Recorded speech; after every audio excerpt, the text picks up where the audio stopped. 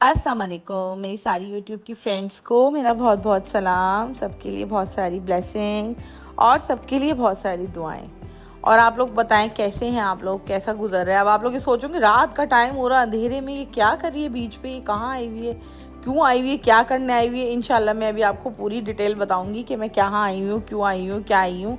लेकिन आज का व्लॉग थोड़ा सा डिफरेंट होने वाला है, क्योंकि आज के व्लॉग में कोई कुकिंग शुकिंग नहीं की मैंने। आज मैंने घर में कुछ भी नहीं खाना पकाया है, जबकि बहुत कम ही कोई दिन ऐसा होता है। हालांकि कल भी मैं हम लोग अपने फ्रेंड्स के साथ दावत में गए थे, लेकिन शाम में मैंने पिज़्ज़ा बेक किया था बच्चों के लिए, क्योंकि रिफ्रेशमेंट के लिए कुछ ना कुछ चाहिए ही होता है बच्चों को ना।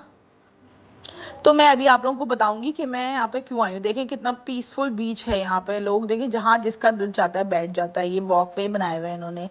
इस बीच का नाम है आई थिंक शाती बीच।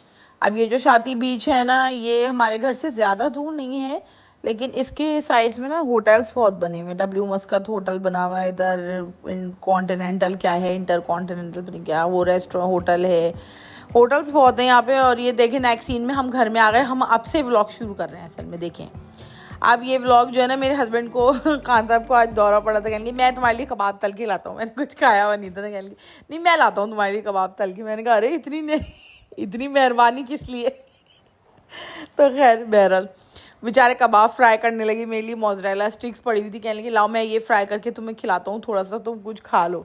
तो बस फिर जो है ना बेचारे फ्राई करने लगे कबाब, और फिर बड़े तरीके से मेरे लिए प्लेट में रखे लेकर आए पेश करने को। मुझे कहने लगे नहीं चलो कोई बात नहीं, रोज़ तुम मुझे खाना पेश कर रही हो ना, आज मैं तुम्हें खाना पेश कर देता हूँ। मैंने कहा चलें सही। मैं भी खुश हो गई। मैंने कहा जब हस्बैंड साहब पूछ रहे हैं तो क्यों नहीं, बिल्कुल। बस ये लाइफ साइकिल है। देखिए मैं कहती हूँ मियाँ बीवी का रिश्ता बड़ा बेहतरीन, बहुत खूबसूरत रिश्ता है अगर देखा जाए तो। और अगर उसको समझा जाए, और मियाँ को आप सब कुछ समझें ज़िंदगी में, और इसी तरह जितने मियाँ हजरात हैं वो बीवियों को समझें, सब कुछ है, यही है बस ज़िंदगी। तो ज़िंदगी बहुत अच्छी गुजरेगी। लेकिन अगर बीवियाँ खूब से खूब तर में सोचती रह जाएं कि नहीं नहीं ये आदमी बहुत बुरा है, ये आदमी ऐसा है, तो बीवियों की ज़िंदगी ख़राब है। और इसी तरह मियाँ अगर सोचते रहे नहीं यार फलाना की बीवी तो ज़्यादा खूबसूरत है तो फिर ज़िंदगी दोनों की झंड है, मैं कहती हूँ। इसलिए अगर अच्छी ज़िंदगी करनी तो आप मियाँ को हरफ़ आखिर समझें बस। मियाँ की बात हरफ़ आखिर समझेंगी तभी आपकी लाइफ सुकून में गुजरेगी। और इसी तरह सारे मियाँ हजरात के लिए कि बीवी की बात को हरफ़ आखिर समझें बस, बाकी सबको छोड़ दें। छोड़ दें सबको, कौन क्या कह रहा है कौन क्या कर रहा है, आपने अपने पार्टनर की बात सुननी है बस। तो मेरा तो लाइफ का यही उसूल है। मैं तो सिर्फ अपने मियाँ की बात सुनती हूँ। मैं हर जगह जाके, मेरी बहनें तो मेरा मजाक मतलब उड़ा देती हैं, लिटरली मजाक उड़ा देती हैं कि यार तुम हर जगह जाके अपनी मियाँ को पूछती रहती हो खाना खा लिया, सुने सही खाइएगा सही खाइएगा, हम क्या गलत खिलाएंगे तुम्हारी मियाँ को। दोनों मेरी बहनें छोटी दोनों यही बोलती हैं। लेकिन वाकई कहीं ना कहीं एक है, वो होता है यार, कनेक्शन बन जाता है। आधी ज़िंदगी बंदे ने जिस आदमी के साथ गुजार दी है, बहुत सारी औरतें ज़ाहिर है पूरी पूरी ज़िंदगियाँ गुजर गई यार उन लोगों की शौहरों के साथ, उन्हीं की बात मानते मानते। तो मुझे लगता है बस यही खूबसूरती है इस रिश्ते की कि जो है ना एक दूसरे का साथ। क्योंकि देखो अल्लाह ताला ने हर जगह उसमें साहिबा, कुरान में बीवी को साहिबा कहा है। साहिबा और किसी रिश्ते के लिए ये वर्ड यूज़ नहीं किया कि माँ के लिए, ना बहन के लिए, ना और किसी रिश्ते के लिए, ना बेटी के लिए। सिर्फ बीवी को ही साहिबा क्यों कहा, क्योंकि साहिबा कहते हैं ना बस वो साहिब की साहिबा वो है, ये तो खैर मिसाल भी है। और साहिबा वही है जो साथ रहने वाली है, तो बीवी होती जो साथ रहती है। तो खैर बस आज हमने सोचा कि आप लोगों को हम लोग अपने एरिया की, जो कि थंबनेल देख के आपको पता चली होगा, हमारे शहर की, और बल्कि हमारे शहर की क्या हमारे मुल्क की ग्रैंड मॉस्क मस्कत है। तो हम लोगों ने कहा हम आपको ग्रैंड मॉस्क का आज विज़िट कराते हैं, जो कि माशाल्लाह माशाल्लाह बहुत ही खूबसूरत मस्जिद है यहाँ की ना। और एक तो बड़ी बहुत है, दूसरा खूबसूरत, और जाके ऐसा दिल को सुकून मिलता है, ऐसा दिल को सुकून मिलता है कि बस दिल नहीं करता कि वापस आए बंदा। मस्जिद में ही बैठ जाओ, मस्जिद में ही रह जाओ, ये दिल चाहता है वहाँ जाके ना। तो बस हम रवा दवा हो गए। हमने कहा कि हम जाएंगे और इंशाल्लाह मगरिब की नमाज़ हम लोग ग्रैंड मॉस्क में पढ़ेंगे। मैंने अपने हस्बैंड से ये बात कही कि यार मुझे ले जाएं, मैं ना ग्रैंड मॉस्क में पढ़ूंगी नमाज़ आज मगरिब की, मेरा दिल चाह रहा है बहुत ज़्यादा। तो उन्होंने कहा चलो ठीक है। तो बस फिर हम लोग मगरिब से पहले, तकरीबन ऑलमोस्ट मगरिब का टाइम हो रहा था, तो हम लोग रेडी हो गए। हमने कहा चलो वहाँ जाके नमाज़ पढ़ेंगे ग्रैंड मॉस्क में। और बच्चों को भी मैंने, अपनी बेटियों को भी बताया, मैंने कहा बेटा स्कार्फ नहीं लोगी तो फिर वो अंदर जाने नहीं देती। सारे वहाँ पे कुछ प्रोटोकॉल्स होते हैं जो आपको फॉलो करने।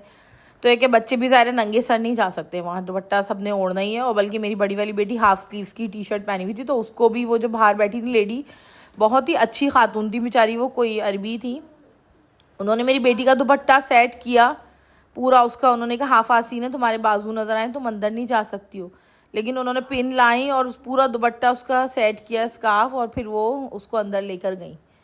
तो माशाल्लाह से लोग इतने काइंड हैं, क्योंकि वही बताया था ना मैंने आपको पहले भी कि अल्लाह का शुक्र है, ये लोग बेसिक नेसेसिटीज़ क्या, इन लोगों को तो लग्जरीज ही मिल रही माशाल्लाह, और दे भाई इनके मुल्क को। लेकिन ये कि तो इसलिए इन लोग के मिजाज अच्छे हैं। बस हमारे यहाँ लोग बहुत अच्छे हैं, लेकिन हमारे यहाँ बेसिक नेसेसिटीज़ की वजह से, ना होने की वजह से ना, लोगों के मिजाज ख़राब हो चुके हैं। तो बस मैं ये निकली। मेरा बड़ा वाला बेटा हर बारी देर करता है आने में और फिर गुस्सा करते, देखो कैसा आज भागता हुआ आज भागता हुआ। मैंने कहा क्या हो रहा है आज। ये हमारे बराबर में देखें, इधर मंदी की शॉप है और दूसरी तरफ कुनाफा की शॉप है, और बस देखें पहाड़ नज़र आ रहे हैं। यहाँ से हम निकल गए तो साथ साथ आप लोग को ये है कि मस्कत का व्यू भी मिलता रहता है। ये मस्कत का एरिया आ गया बोशर, तो ये बोशर का आप लोग को व्यू भी मिलता रहता है, देखें। और ये देखें बहुत सख्त तरीन ट्रैफिक रूल्स के साथ है ये, जो कि बहुत ही, मैं कहती हूँ, अच्छी बात है। ये ट्रैफिक रूल्स का होना बहुत ज़रूरी है और बहुत अच्छी बात है। देखिए दूर से नज़र आ रही है ना ग्रैंड मॉस्क का आप लोगों को, अभी करीब जाती जाऊंगी तो दिखती जाएगी। बहुत ही खूबसूरत मस्जिद है और एक्सपेक्ट्स बहुत आते हैं यहाँ, गोरे भी आते हैं। वो कहते हैं इतना सुकून मिलता है। मेरे हस्बैंड के बॉस थे पहले, अमेरिकन थे वो, गोरे, अब चले गए वापस अमेरिका।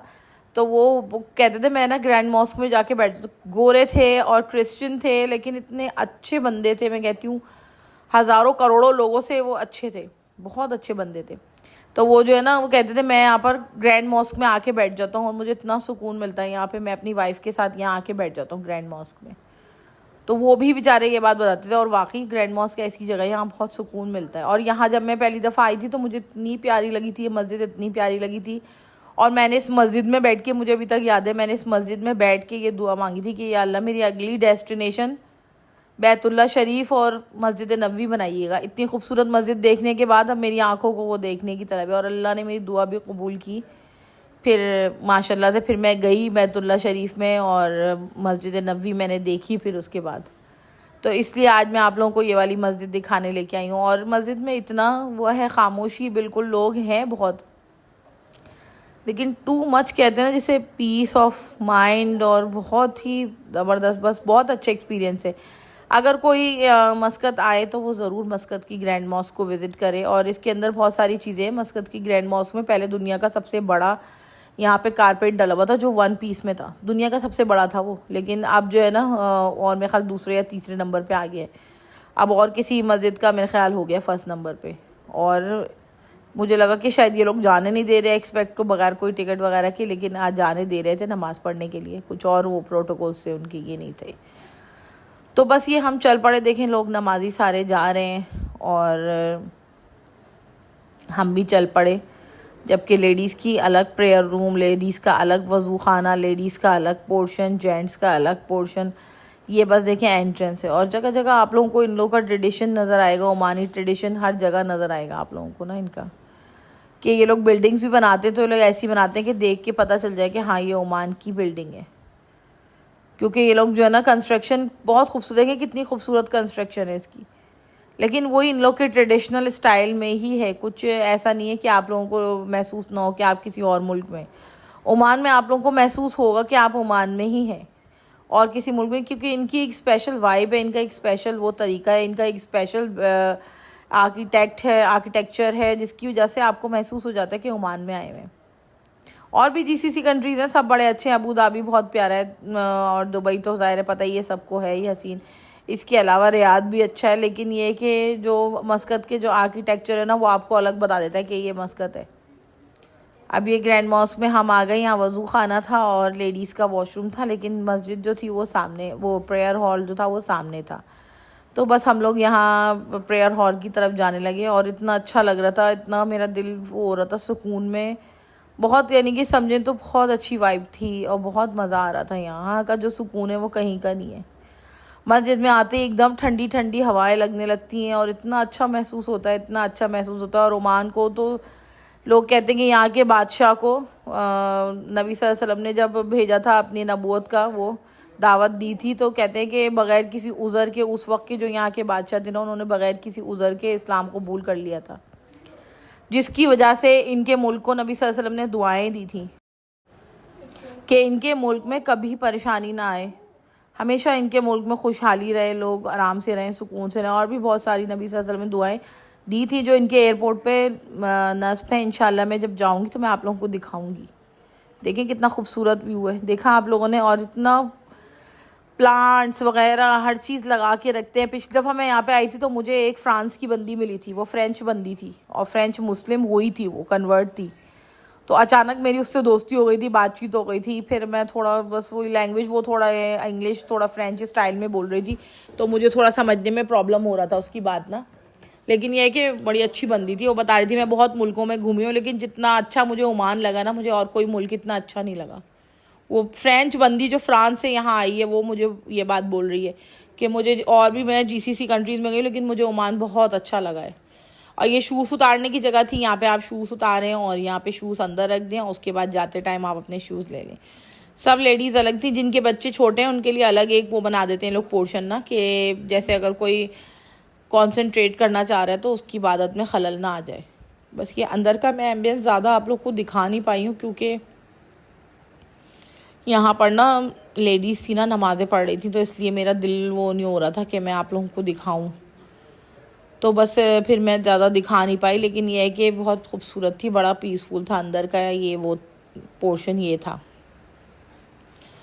और मैं जेंट्स का पोर्शन भी आप लोगों को दिखाऊंगी इंशाल्लाह अभी थोड़ी देर में। ज़रा बस ये जेंट्स एरिया में भी आप लोग देखें, विज़िट करें, बहुत खूबसूरत है माशाल्लाह से, बहुत ज़्यादा।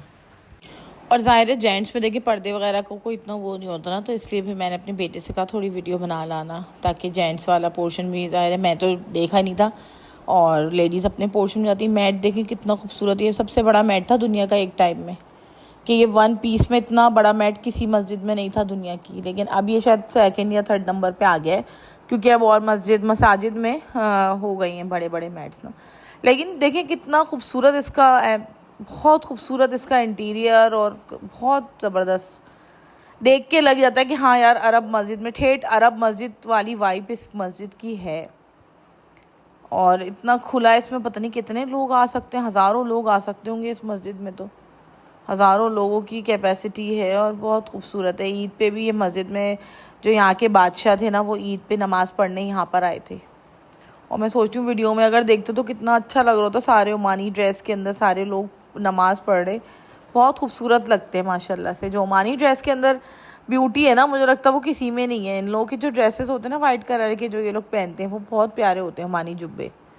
बहुत देखें, छत देखें आप, हर चीज़ देखें, इतना खूबसूरत और इतना पीसफुल लग रहा है देखने में। आप लोगों को कितना पीसफुल लग रहा होगा ना, बताया मैंने, कोई कैमरा इस वीडियो को, इस मस्जिद के व्यू को कोई कैमरा जस्टिस नहीं कर सकता। बस फिर ये मैं मस्जिद से निकली, फिर थोड़ा बाहर ऐसे इधर उधर जो कॉरिडोर्स बने हुए उनमें घूमते रहे हम लोग, ऐसी वीडियो बनाती रही मैं, थोड़ी थोड़ी पिक्चर्स बनाती रही, और बस फिर निकलने की तैयारी की। मैं कहती हूँ ये भी पता है, कुछ लोग ऐसे होते हैं जो दुनिया के किसी भी कोने में चले जाएं, उनके दिमाग को पीस नहीं मिलता, उनके दिमाग को सुकून नहीं मिलता, क्योंकि दिमाग हर वक्त शर और फसाद में रहता है। दिमाग को सुकून अगर चाहिए आप लोगों को, तो दिमाग से शर और फसाद निकालें। दिमाग से जो है ना ये सोचना निकालें कि किसको किस तरह काटा जाए, किसको किस तरह परेशान किया जाए। जब ये बात निकल जाएगी ना, उन लोगों की बात करूँ जिनके दिमागों में ये है, और मैं ये वाकई देख रही हूँ, तो मुझे लगता है ऐसे लोगों को कहीं पीस नहीं मिलता होगा, कहीं सुकून नहीं मिलता होगा। जो लोग दुनिया में फसाद फैला रहे हैं ना, उन्हें कैसे सुकून मिलेगा? किसी कोने में चले जाए, मैं कहती हूँ चाहे जन्नत में भी डाल देना, अगर अल्लाह ताला ने एक हिस्सा जन्नत का दुनिया में रखा होता ना, तो मुझे लगता है कि उन लोगों के लिए वो हिस्सा, उस हिस्से में जाके भी उन्हें सुकून नहीं मिलता। जितना मैं आप लोगों को बता रही हूँ कि ये पीसफुल है, ये सुकून है, लेकिन हर बंदे के लिए मुझे लगता नहीं होगी, क्योंकि ज़ाहिर है कुछ लोगों के दिमाग में हर वक्त 24 घंटे शर फसाद होता है। उन्हें मस्जिद क्या, उन्हें बैतुल्ला भी ले जाओ तो मेरा ख्याल तो उनका दिमाग नहीं बदलेगा। और मैं उन लोगों की बात कर रही हूँ जो कलमा गो हैं, जो कलमा गो लोग हैं, उनकी बात कर रही हूँ, क्योंकि उनके दिमाग में तो हर वक्त ये चल रहा होता है किसको किस तरह काटें, किसको किस तरह बर्बाद करें, परेशान करें। कोई परेशान हो तो खुद किस तरह 2 लोगों को लड़वाएं, क्या हरकत ऐसी करें जिससे दुनिया में, अल्लाह माफ़ करे, शैतान तो शैतान उनकी ड्यूटी लगाता है कि आप ये काम करें दुनिया में। तो इससे उन्हें पीस नहीं मिलता होगा कहीं। लेकिन वाकई में इस मस्जिद में आके जितना सुकून मिला है ना, तो बस मैं कहती हूँ मेरा दिल खुश हो गया इस मस्जिद में आके। तो इंशाल्लाह जो लोग रहते हैं पूरे ओमान में, वो किसी भी कोने में रह रहे ना ओमान की, तो ग्रैंड मॉस्क ज़रूर आए। मस्कत वाली बहुत बहुत अच्छी है। और जो लोग मस्कत आने वाले हैं वो आएँ, तो मैं कहती हूँ अगर आने के बाद वो ग्रैंड मॉस्क नहीं घूमे मस्कत की, तो फिर वो क्या घूमे। फिर उन्होंने कहीं ग्रैंड मॉस्क में आके उन्होंने नमाज़ नहीं पढ़ी एक टाइम की, तो फिर मैं कहती हूँ फिर उन्होंने मस्कत क्या घूमा, कुछ भी नहीं घूमा। मस्कत आएँ तो ज़रूर नमाज़ पढ़ें आके, और देखें यहाँ की ब्यूटी, इस मस्जिद की ब्यूटी देखें, और यहाँ का पीस देखें, और यहाँ का सुकून देखें, और यहाँ की सफाई सुथराई देखें, और यहाँ के लोगों का इखलाक देखें। सबसे बढ़कर चीज़ जो बड़ी इम्पॉर्टेंट चीज़ है कि इन लोगों का इखलाक बहुत अच्छा है। बहुत डाउन टू अर्थ लोग हैं ओमानी लोग, बहुत अच्छे इखलाक के लोग हैं, बहुत डाउन टू अर्थ लोग हैं। और इन लोगों में कोई शर और कोई फसाद नहीं है। कोई इन लोगों में सुपीरियरिटी कॉम्प्लेक्स नहीं है कि हम सबसे सुपीरियर, अगर ये हमारा मुल्क है तो हम सुपीरियर, नहीं, ऐसी कोई बात ही नहीं है इन लोगों में। जैसे नॉर्मल लोग हैं वैसे ही ये लोग होते हैं। हालांकि इनका मुल्क है और माशाल्लाह इनकी गवर्नमेंट बहुत अच्छी है, फिर भी इन लोगों में कोई गुरूर और तकब्बुर नाम की शय नहीं है। देखें बाहर से ये व्यू है मस्जिद का, इतना खूबसूरत, डे टाइम में और ज़्यादा खूबसूरत नज़र आता है। लेकिन मुझे लगता है कोई कैमरा जस्टिस नहीं कर सकता। जैसे मैं खाने काबा जब गई तो मैंने वहाँ की वीडियो बनाई और घर वालों को मैंने सेंड की, लेकिन जब मैंने वो वीडियो ख़ुद देखी तो मैंने कहा यार कैमरा तो इंसाफ नहीं कर सकता इस वीडियो के साथ, क्योंकि जो वो आँखों से देखने का है ना, वो एक्सपीरियंस, जो आँखों से देखने का एक्सपीरियंस है ना, मुझे लगता है वो वीडियो में देखने का कोई भी चीज़ नहीं है, एक्सपीरियंस है ही नहीं। वो एक्सपीरियंस अलग ही है जो आप आंखों से, अब जैसे मैं इस मस्जिद में आई हूँ, आप लोग वीडियो में देख रहे हैं, नो डाउट आप लोग को बहुत खूबसूरत, बहुत अच्छी लग रही होगी, लेकिन जो मैं देख रही हूँ ना आंखों से व्यू, वो व्यू आप लोग को नहीं ही मिल सकता। इसलिए मैं कहती हूँ जाएं, देखें, जगहों को देखें, निकलें थोड़ा सा। लोगों से मिलने से अच्छा है आप जगहें जाके देखें अकेले में, वो ज़्यादा बेहतर है बनिस्बत इसके कि आप हर बंदे से मिलें, हर बंदे से मिलें। उससे बेहतर है, उससे बेहतर है कि आप जाएं, जगहें देखें, प्लेसेस देखें, लोगों को देखें, लेकिन आप बैठें, ज़्यादा गैदरिंग टू मच ना करें, क्योंकि उससे फिर बुराइयां ही जन्म लेती हैं टू मच गैदरिंग से। और बस फिर ये हम लोग यहाँ आ गए, शाती बीच आ गए थे, जो कि बच्चों ने कहा कि हम तो झूले झूलेंगे, तो मैंने कहा तुम लोग झूले झूल लो, मैं और बाबा वॉक करके आते हैं। फिर मैं और मेरे हस्बैंड हम लोग वॉक पे चले गए, थोड़ा सा वॉक पे गए। तो बस ये देखिए मेरी बेटी कह रही है मम्मा हम तो झूले में जाएंगे, झूले में जाएंगे। मैंने कहा हाँ सही है, जाओ जाओ। और यहाँ पे ये कि आधी रात को भी अगर आप बच्चों को अकेला छोड़ देना तो इंशाल्लाह यहाँ कोई सिक्योरिटी का इश्यू नहीं होगा। हर बंदा अपने से मतलब रखता है, कोई आपको टच करना दूर की बात है, कोई आपको यूं घूर के भी देखता भी नहीं है, चाहे आप जितने मॉडरेट लिबास में खड़े हों, चाहे आप जितने छोटे लिबास में खड़े हों। यहाँ की लोगों की बात कर रही हूँ मैं, पाकिस्तानियों की और इंडियंस की बात नहीं कर रही मैं। नहीं, पाकिस्तानी और इंडियन लोग बुरा ना माने, आप लोग बहुत अच्छे। लेकिन मैं एक बात बता रही हूँ कि यहाँ पे किसी को किसी से मतलब नहीं है। आप बच्चों को अकेला भी छोड़ दें कोई प्रॉब्लम नहीं है, बेटे लड़कों को अकेला छोड़ दें, आपको ये डर नहीं कोई आपके बच्चों को सिगरेट पिला देगा। बेटियाँ हैं तो कोई ये डर नहीं है कि कोई बेटियों को हाथ लगा लेगा, कोई छेड़ देगा, कोई घूर लेगा, कोई तंग कर देगा, ये सब प्रॉब्लम्स यहाँ नहीं है। तो बस फिर मैं ये बीच साइड पे बैठ गई, देखें ग्रास पे मैं आराम से थोड़ा सा सुकून लेने के लिए बैठ गई अपने मियाँ के साथ, बताया मैंने आपको। तो ये देखें समंदर का व्यू, इतना अच्छा लगता है मुझे समंदर को देख के, अल्लाह की शान याद आती है, अल्लाह की कुदरत याद आती है। और मैं देख के सोचती हूँ कि जिस रब ने समंदर बनाया वो ख़ुद क्या होगा, जिस अल्लाह ने समंदर को बना दिया वो अल्लाह क्या होगा ख़ुद। और ये लहरें देखें खुद ब खुद चलती रहती हैं, आ रही हैं जा रही हैं, आ रही जा रही, कोई इसमें मशीन नस्ब नहीं है, कोई कुछ नहीं है, अल्लाह के हुक्म से चल रही हैं, आ रही हैं जा रही हैं। अल्लाह एक हवा का हुक्म देता तो यही लहरें बन के तूफ़ान आ जाती हैं। इधर देखें ग्रास है और देखें उधर होटल्स बने हुए हैं, और यहाँ हम लोग बैठे हुए हैं, ये भी हम लोग जिस पे बैठे हैं ये भी ग्रास है। फिर हम लोग निकल के हमने कहा ज़रा थोड़ा सा चलो व्यू करके आएँ, थोड़ा सा देख के आएँ, पाँव गीले करके आएँ। जब हम कराची में रह रहे होते थे, हालांकि हमारे कराची में भी हर तरफ समंदर है, लेकिन ये कि उस वक्त हम लोग मर रहे होते थे। हॉक्स बे चले जाएं, सी व्यू चले जाएं, सैंडस्पिट चले जाएं, वहाँ जितने भी बीचेस हैं ना वहाँ जाने को मर रहे होते थे, और ज़्यादा तो घंटों तक नहाते रहती थी मैं तो पानी में जाके। लेकिन अब मैं यहाँ आई हूँ, यहाँ पे हमारे घर से फ्लैट से भी मेरे समंदर नज़र आता है, लेकिन बस नहाने का दिल नहीं करता। शायद ये एज की बात होती है, जब बंदा लड़कपन में होता है, अपने बचपन में होता है, तो वो अलग तरह की फीलिंग्स होती हैं। और अब मेरा दिल नहीं चाहता कि मैं जाऊँ पानी में नहाऊँ, जाके तैरूँ, उस वक्त मेरा दिल चाहता था कि मैं नहाऊं जाके, और बस अब दिल चाहता है कि बैठ जाऊं और सुकून से देखती रहूं बस समंदर को। समंदर की खूबसूरती मुझे बहुत बहुत फैसिनेट करती है, बहुत ज़्यादा। अब से नहीं, शुरू से। जब बच्चे छोटे थे, बहुत ज़्यादा तंग करते थे, रो रहे होते थे, तो मैं अपने हस्बैंड से कहती थी थोड़ी देर के लिए ना मुझे समंदर पे ले जाएं, और बस कोई वहाँ जाके ना मुझसे बात ना करे, और मैं सुकून से बैठ जाऊँगी और बस पानी को देखती रहूँगी। और मैं ये करती थी, कभी कभी ना मैं अपने हस्बैंड से कहती थी रात को मुझे ले जाएं, तो वो मुझे ले जाते थे, और मैं वहाँ जाके ना बस समंदर को देखती रहती थी सुकून से बैठ के। मैं कहती थी किसी की आवाज़ नहीं आए मुझे बच्चों में से, क्योंकि ज़ाहिर है घर में बंदा होता है, काम कर, बच्चों को देख, थक जाता है फिर। तो उस टाइम पे मुझे ये होता था कि मैं जाऊँ थोड़ा सुकून से बैठूँ। लेकिन अल्लाह का एहसान, अल्लाह का शुक्र, वो टाइम भी गुजर गया, थोड़ा बच्चे समझदार हो गए, तो अब वो बात नहीं है।